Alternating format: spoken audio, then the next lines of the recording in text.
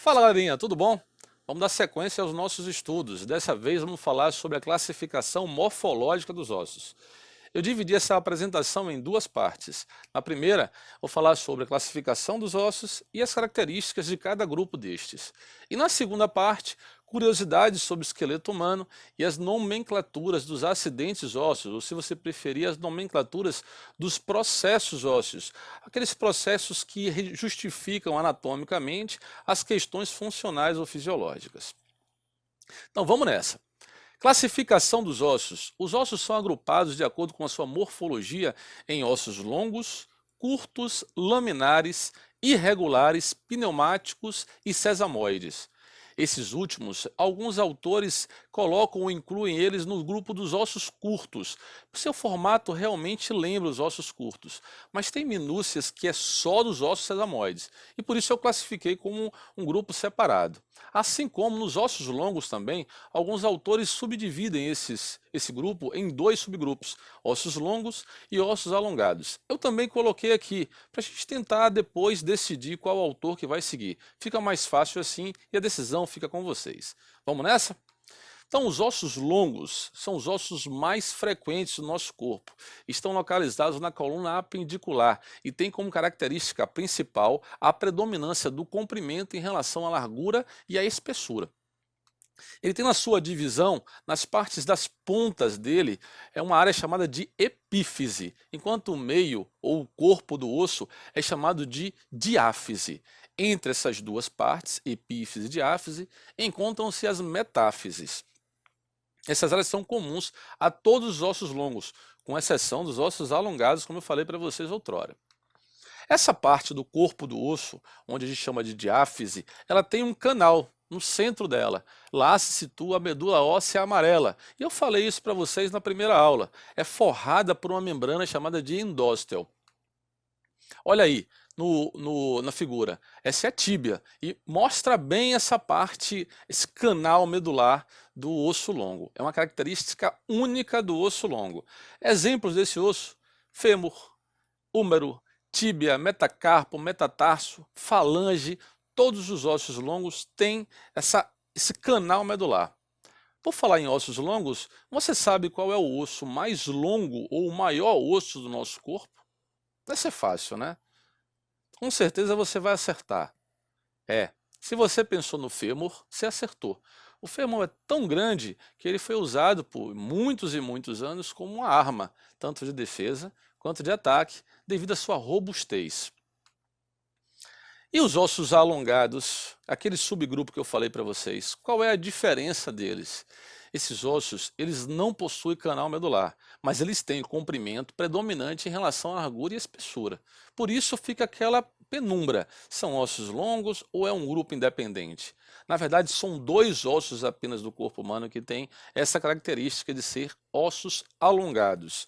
São elas a clavícula e as costelas. Esses ossos, quando você faz um corte transversal nele, você não consegue ver o canal medular. E além disso, eles também não têm epífise, que é uma característica importante dos ossos longos. Outro tipo de ossos são os ossos curtos.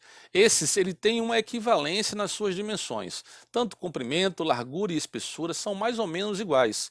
Eles são encontrados no punho, nos ossos do carpo, e no pé, nos ossos do tarso. São eles, por exemplo, o amato, capitato, escafoide, semilunar, piramidal, pisiforme, ou no pé, o calcâneo, o talos, navicular, os três cuneiformes e o cuboide. São ossos bem curtinhos, mas eles estão independentes, eles não ficam presos a uma cápsula de um tendão, o que é diferente e encontrado apenas nos ossos sesamoides que a gente vai ver já já. Como eu perguntei para vocês qual é o maior osso do corpo humano, eu vou perguntar então qual é o menor osso do corpo humano. Um pouquinho mais difícil, mas também é fácil. Tenho certeza que você sabe. Quer uma dica? Fica no ouvido. Ah, acho que você já pegou, né? É o estribo. Esse osso tem esse nome porque realmente parece um estribo, é um ossículo pequeno que está no ouvido. Ele fica lá junto com outros dois ossos pequenininhos e ele mede apenas 0,25 centímetros em média. É muito pequenininho mesmo. Seguindo então, outra classificação são os ossos laminares. Esses ossos ele tem a espessura muito fininha, então ela perde quando comparado a comprimento e largura desses ossos. São mais comumente encontrados no crânio. São ossos que aparentam fragilidade, são leves, mas não são fracos não. São extremamente resistentes. São eles, por exemplo, a escápula, o ilíaco, o parietal, por exemplo, são ossos laminares. Olha a figura como mostra bem isso. Se você pegar uma escápula, por exemplo, e colocar contra a luz, é capaz de você ver o outro lado de tão laminar, tão fino que esse osso é. Mas não se engane, são ossos extremamente resistentes, apesar de leve. Falar em peso, uma outra pergunta vai para vocês. Qual o peso em percentual do esqueleto humano? Sabe aquele momento que a gente vai numa farmácia comprar um medicamento e olha para o ladinho e está lá, esperando, chamando você, uma tal de uma balança, e você fica evitando, mas é tão mais forte do que você acaba subindo naquela danada. E aí quando você olha a balança, ufa, 100 quilos, meu Deus, como eu cheguei a esse peso? Aí vem aquele anjinho para te consolar e fala, não, é que você é alto. E aí o osso pesa também, né? Será? Qual o percentual desses 100 quilos aí é representativo pelo esqueleto humano? Ah, você achou que era muito, né? Mas na verdade apenas 14% do peso humano é computado ao esqueleto. Então, a gente tem que rever aquele regime, né? Senão o peso vai continuar aumentando. Seguindo então, os ossos irregulares. Esse não tem predominância nenhuma. Ele não tem um padrão determinado, ele não se encaixa em nem ossos longos, nem ossos curtos, nem laminares. Eles são totalmente irregular. E a característica, ou o exemplo mais comum deles, é sem sombra de dúvida as vértebras. Elas e o osso temporal, que tem aí uma minúciazinha, porque alguns autores colocam o osso temporal como um osso pneumático, porque ele tem uma cavidade que acumula ar. Porém, essa cavidade que acumula ar tem fins auditivos e não respiratórios. Então, a maioria dos autores colocam o temporal como um osso irregular mesmo. Olha o aspecto desse osso. Ele é completamente irregular, tem áreas que são mais espessas, tem áreas que são mais compridas, não tem padrão. Por isso essa classificação. Há também os ossos pneumáticos. Esses têm como característica principal o acúmulo de ar em algumas camadas. Essas camadas armazenam ar com fins respiratórios. Por isso que o temporal ficou de fora. O temporal, a cavidade dele, que acumula ar, eu volto a repetir, tem fins auditivos. E aí, alguns autores aceitam, outros não. Estou passando para vocês pegarem todas as minúcias disso aí, tá certo? Exemplo desses ossos pneumáticos são encontrados na face e no crânio, na base do crânio. Por exemplo, etmoide, o maxilar. A gente também tem seios, cavidades ou seios nasais que ficam aqui em cima, na região do frontal. Olha aí, a figura mostra bem. O etmoide é um grande acumulador de ar. E o esfenoide, que está um pouquinho atrás do etmoide, também tem essa reserva de ar. Tá? São ossos super importantes. A gente vai falar de cada um deles quando estudar o esqueleto axial. E por fim, nós temos os ossos sesamoides. Ah, esses ossos aí deu confusão, hein?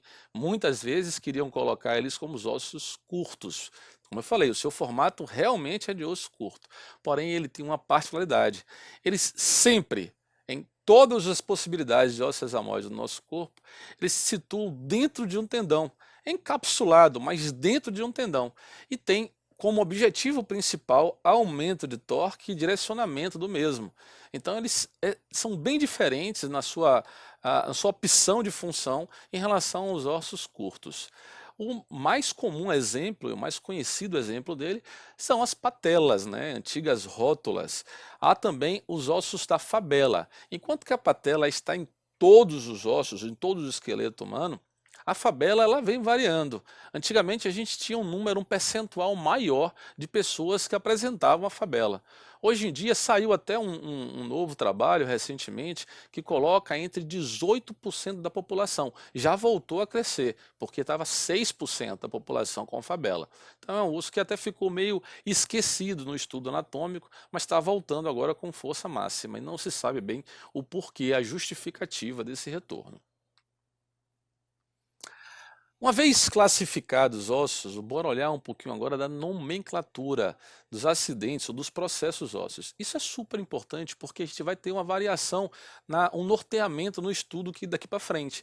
Quando eu falar de cada osso, a gente vai começar a elucidar alguns acidentes, algumas características de relevo de cada um desses ossos. E é interessante a gente falar a mesma língua. É muito comum a gente falar sobre isso. A gente tem alguns exemplos disso aqui. Acidentes ósseos são processos ósseos, tá? A gente tem as espinhas, os trocânteres, forames, sulco, fossa.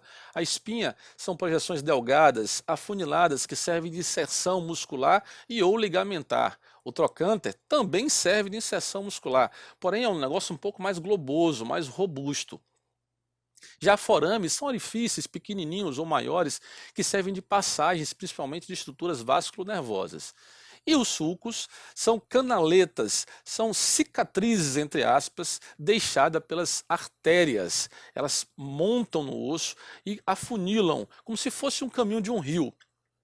E por fim, as fossas são depressões, são valas que acomodam o órgão ou parte dos órgãos. Eu fiz algumas considerações aqui em termos de figura para a gente entender melhor isso. Olha aí, ó.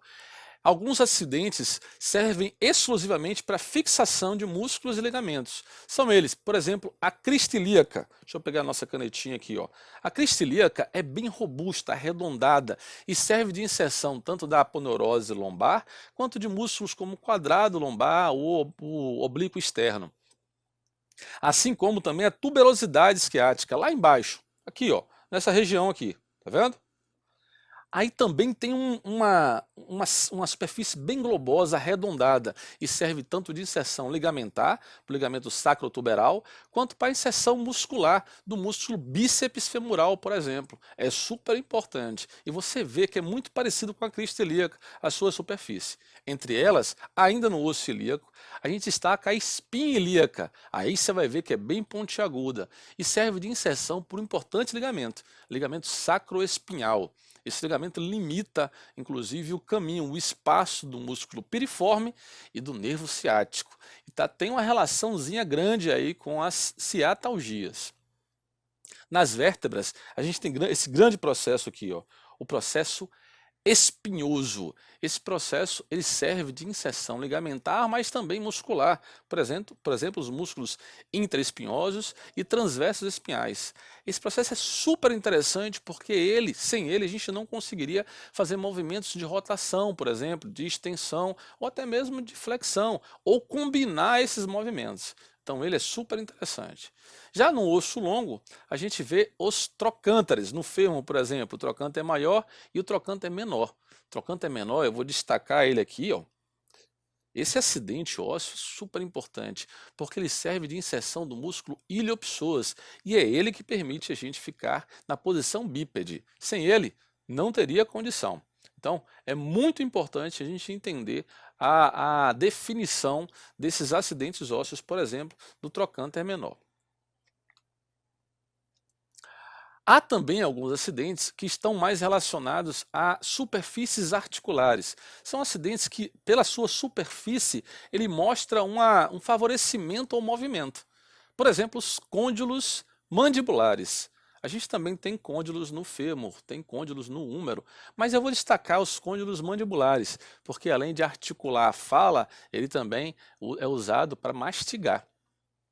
Essas questões, esses processos arredondados aí, que se encaixam lá numa fossa de ossos, nesse caso aí do osso temporal, ele vai facilitar o deslizamento e por isso ele é articular, são superfícies articuladoras, assim como a gente encontra também nas costelas, as facetas articulares, na cabeça da costela e também nas vértebras. Essas facetas são pequenas depressões, também arredondadas, que se articulam entre si e isso favorece ao movimento.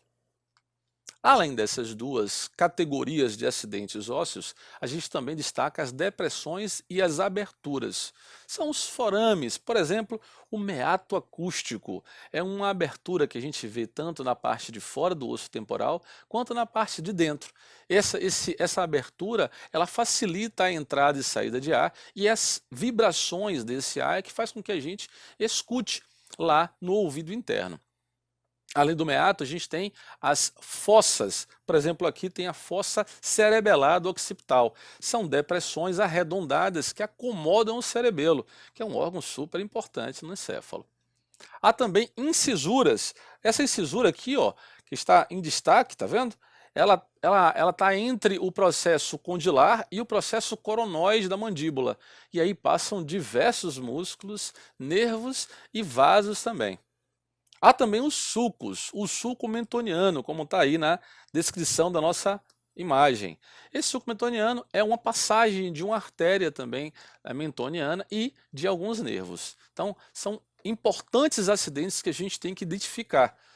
Na vista anterior do crânio, estou olhando ali agora, olha, uma coisa super importante, a fissura orbital inferior é uma abertura entre a asa maior do esfenoide e a asa menor.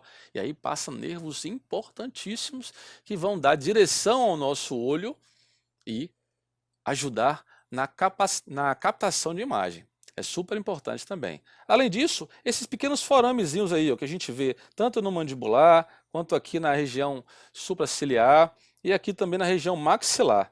Esses forames também são aberturas pequenininhas, onde invadem ou é invadido por nervos e vasos. Essas estruturas vasculonervosas também são super importantes, principalmente essa aí na supraciliar.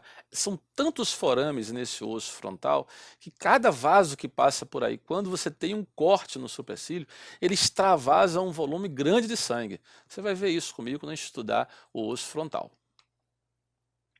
Bom, galera, então nessa apresentação é interessante que você reconheça dentro do esqueleto humano as características de cada osso, diferencie um osso do outro e localize esse osso no esqueleto humano. Isso é importante, porque depois você vai correlacionar com as funções desses ossos. E, obviamente, também reconheça as terminologias ósseas, porque isso é a base do nosso estudo daqui por diante. Até mais, essas são as nossas referências. Dê uma olhadinha nelas, tire dúvida e qualquer coisa, entre em contato. Um beijo no coração, até a próxima.